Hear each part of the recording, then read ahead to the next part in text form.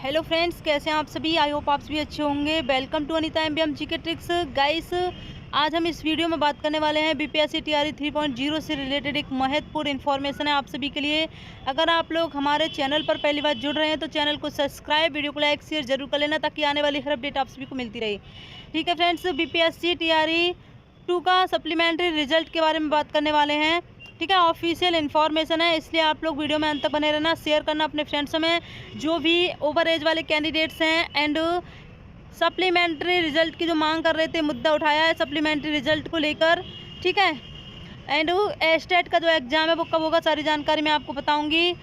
TRE 2 का supplementary result को लेकर एक अपडेट है, साथ ही साथ जो आपका एग्जामिनेशन डेट है उसको लेकर, जी हाँ, फाइनल अपडेट आ चुकी है। 1 to 5, 6 to 8, 9th 10th and 11th 12th सभी का जो एग्ज़ाम बचा हुआ है। साथ ही साथ फ्रेंड्स, यहाँ पर टीआरई 1 और टीआरई 2 की जो बहुत ज़्यादा आपने अपडेट देखी होंगी कि ये रद्द होंगी, तो मैं आपको सच्चाई आखिर बताने वाली हूँ कि ये सब क्या है, कि रद्द होगी या फिर नहीं होगी, क्या सप्लीमेंट्री टीआरई 2 का आने वाला है। ठीक है, सारी जानकारी मैं आपको बताऊँगी। साथ में ईओयू की जो रिपोर्ट है, जो जांच चल रही है, वो भी हम देखेंगे आखिरकार क्या कहा गया है। बीपीएससी की जो जांच चल रही है, यानी कि बीपीएससी की भी जांच हो रही है, क्योंकि आपने देखा होगा पहले जो है बताया जा रहा था कि बीपीएससी के कुछ इन्वॉल्व हैं। ठीक है, जो भी हैं, और बीपीएससी वह जो है खुद पेपर लीक के मामले में फंसा हुआ है।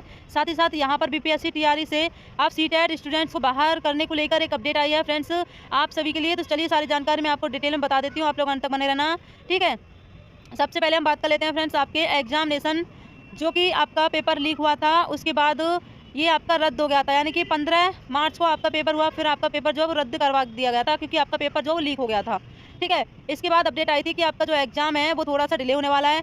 देखिए, अप्रैल को आपका 9th 10th 11th 12th का एग्ज़ाम होगा, लेकिन उसके 2 दिन बाद आपने देखा होगा कि ऑफिशियल नोटिस बताया गया था कि अप्रैल में आपका, यानी कि 10 अप्रैल को होने वाली जो परीक्षा है वो स्थगित की जाती है, यानी कि वो कंडक्ट नहीं कराई जाएगी। उसके बाद इन्फॉर्मेशन आती है कि 19 अप्रैल तक आपका जो एग्ज़ाम है वो हो सकता है, लेकिन मैं आपको इस वीडियो के माध्यम से क्लियर बताना चाहूँगी कि 19 अप्रैल तक एग्जामिनेशन कंडक्ट कराना पॉसिबल नहीं है।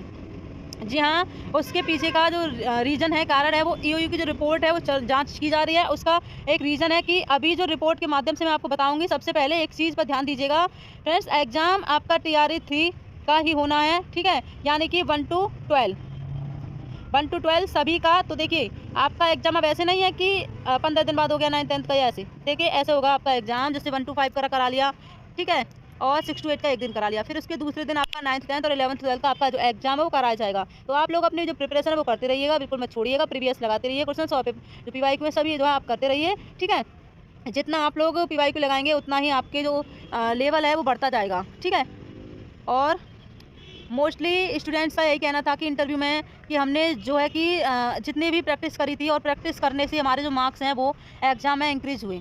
ठीक है, क्योंकि प्रीवियस क्वेश्चंस आप लगाते हैं तो उसमें से आप लोगों की बहुत ज़्यादा हेल्प होती है। जी हाँ, बहुत ज़्यादा आपके लिए हेल्प होती है, तो आप लोग अपनी प्रिपरेशन करते रहना। 5 अटेम्प्ट्स की बात थी, आप लोगों को 5 अटेम्प्ट्स गाइस मिल चुके हैं। अब मैं आपको बताऊंगी कि आपका जो एग्ज़ाम है वो कब तक होगा, एंड आपका जो एज रिलैक्सेशन को लेकर क्या बात हुई है, क्योंकि कोर्ट की हियरिंग होनी है। आप लोगों को हमने बताया था कि जो कैंडिडेट्स हैं उनके द्वारा याचिका दायर की गई है पटना हाई कोर्ट में। आप लोगों को हमने सारी जानकारी, जो इन्फॉर्मेशन वो सबसे पहले दे दी थी। ठीक है, तो इतना आप लोगों को क्लियर हो गया होगा। अब मैं आपको बता देती हूँ कि आपका जो एस्टेट का एग्ज़ाम है वो कब होगा। एस्टेट का जो एग्ज़ाम है आपका अप्रैल लास्ट वीक में। जी हाँ, इसमें कोई भी डाउट मत रखना, क्योंकि अप्रैल लास्ट वीक में आपका जो एग्ज़ाम है एस्टेट का वो कराया जाएगा। जी हाँ, एस्टेट का एग्ज़ाम आपका अप्रैल लास्ट वीक में कराया जाएगा, इसलिए आप लोग अपनी तैयारी करते रहिए। ओके, क्योंकि जो आपकी जो लिस्ट है वो अभी आनी है, और आपके जो जितने भी डमी एडमिट कार्ड थे सभी आए हैं। ठीक, तो ये आपको पता होना चाहिए कि आपका जो एग्ज़ाम है वो कब होगा, तो इस हिसाब से आप अपनी तैयारी कर सकते हैं, प्रिपरेशन कर सकते हैं। एंड अब मैं बता दूं कि जो आपका एज रिलैक्सेशन को लेकर क्या बात की गई है। अब क्या इसमें एस्टेट अपेयरिंग वालों को मौका दिया जाएगा या फिर नहीं दिया जाएगा, तो देखिए, जो एस्टेट अपेयरिंग वाले हैं उनको मौका इसमें फ़िलहाल जो है मिल सकता है। ये बात क्लियर होगी आपकी 8 अप्रैल के बाद। 8 अप्रैल के बाद आपकी जो ये जितने भी मुद्दे उठाए गए हैं सभी पर 8 अप्रैल के बाद जो है क्लियर हो जाएगा। और आपका जो एज रिलैक्सेशन को लेकर बताया जा रहा है कि 5 साल का एज रिलैक्सेशन आपका मिल सकता है, लेकिन जो कैंडिडेट्स की मांग है वो 10 ईयर्स की एज रिलैक्सेशन को लेकर मांग की गई थी, मुद्दा उठाया गया था। एंड जो ज़्यादातर कैंडिडेट्स का कहना था कि जो आयु सीमा की बाध्यता है वो समाप्त कर देनी चाहिए। जी हाँ, आयु सीमा की जो बाध्यता है वो समाप्त कर देनी चाहिए, तो होनी भी चाहिए। देखिए, समाप्त तो होनी चाहिए।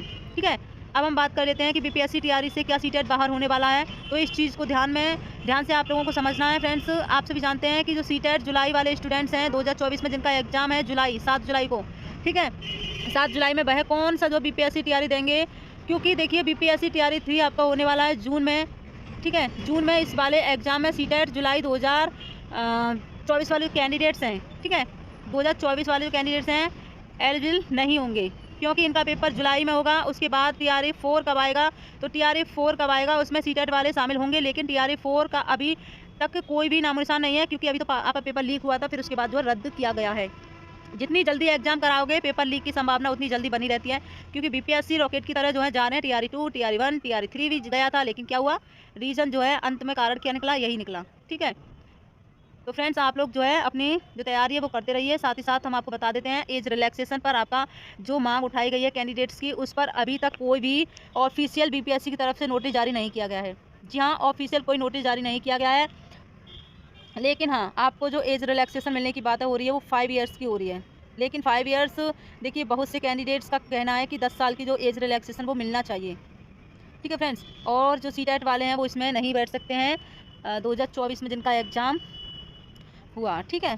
तो आज की यह अपडेट है आप सभी के लिए। अगर आपके फॉर्म में कोई भी गलती हो गई, कोई भी त्रुटि हो गई है, तो देखिए डॉक्यूमेंट्स वेरिफिकेशन के समय जो है आपका जो एक फॉर्म है वो फिलअप करवा दिया जाएगा। इसलिए आप लोग बिल्कुल भी परेशान ना होइए कि हमारा जो है फॉर्म गलत हो गया। पेपर दीजिए, अच्छी से तैयारी कर लीजिए। अभी तो आपका पेपर जो है बहुत डिले लगने वाला है इसको, क्योंकि चुनाव के बाद होने की संभावना बताई जा रही है, लेकिन मुझे नहीं लगता कि चुनाव के बाद होगा।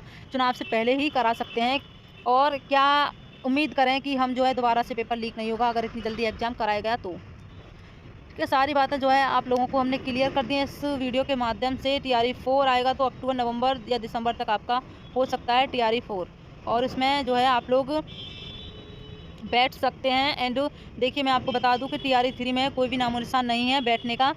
जो ओवर एज वाले कैंडिडेट्स हैं, अगर ओवर एज वाले कैंडिडेट्स को 10 ईयर का जो है एज रिलैक्सेशन मिल जाता है तो वो टीआरई 4 में बैठ सकते हैं। एस्टेट अपेयरिंग वालों को इसमें मौका नहीं दिया जा रहा है। और जितने भी कह रहे हैं कि दोबारा से जो है आवेदन होंगे, तो मुझे नहीं लगता कि दोबारा से आवेदन होंगे, लेकिन हाँ तीसरे चरण के जो स्वीकृत पद हैं आपके 25,000 प्लस, वो उसकी जो आएंगे वो आप जो है अप्लाई कर सकते हैं, ठीक है, उनमें आप लोग अप्लाई कर सकते हैं। तो और बीपीएससी की तरफ से जो है कोई भी ऑफिशियल नोटिस अभी तक जारी नहीं किया गया है, क्योंकि बीपीएससी की भी अब जांच चल रही है ईओयू के द्वारा, ठीक है। लेकिन कुछ कैंडिडेट्स बता रहे थे कि बंद कर दी गई है, लेकिन मुझे नहीं पता इसके बारे में कि बंद हुई है या फिर चल रही है जाँच, ठीक है। और ये आज की आपकी अपडेट है, और चैनल को सब्सक्राइब जरूर कर लेना, क्योंकि जो भी जानकारी आपको इस चैनल के माध्यम से दी जाती है तो वो जो है पूरी तरह से ऑथेंटिक होती है।